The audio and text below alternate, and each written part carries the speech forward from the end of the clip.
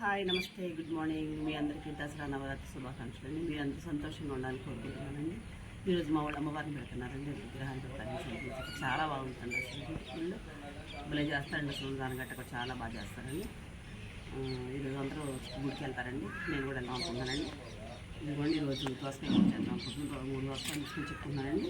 3 ఉల్లిపాయలు 3 పచ్చిమిరపకాయలు తీసుకున్నానండి. పోసుకున్న తర్వాత కర్రీ స్టార్ట్ చేస్తాను. ఇదిగోండి చక్కగా దోసకాయ ముక్కలు మరీ బుల్లి కాకుండా సరిపడే ముక్కలు కోసుకున్నానండి.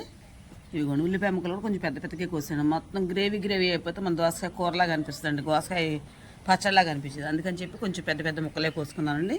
కొంచెం సన్న మంట మీద చిన్నగా నిదానంగా చేద్దామండి కర్రీ. ఇదిగోండి చక్కగా బాండీ పెట్టేసాను, 2 ఎల్లిపాయలు పుట్టేసానండి. కాస్త పచ్చిమిరకాయలు వేస్తున్నా, కొద్ది కరివేపాకు.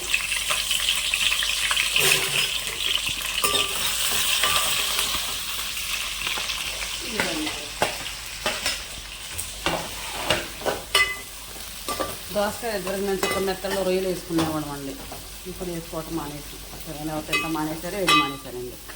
అసలు మెత్తలు వేసుకుంటే భలే ఉంటుంది, మెత్తల్లో రొయ్యలు వేసుకుంటే భలే ఉంటుందండి. మనం రైతు బారి వాళ్ళకి మటన్ అన్నీ తింటాం కదా,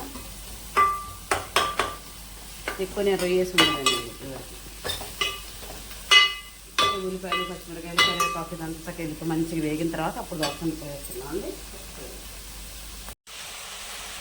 ఇది కూడా కొంచెం పసుపు వేస్తున్నా, కొద్దిగా గల్లుప్పు వేస్తున్నాను. సరిపోకపోతే మళ్ళీ మనం వేసుకున్నాం. గల్లుప్పు కదండి, మళ్ళీ కష్టం అయితే తినలేదండి. ఇది కొంచెం చక్కగా పసుపు ఉప్పు వేస్తాను కానీ చక్కగా మగ్గింది. కొంచెం కారం వేస్తున్నాను, పచ్చిమిరకాయలు మరిన్ని వేసే కాబట్టి కొద్దిగా వేస్తున్నాను కలర్ రావడం కోసం.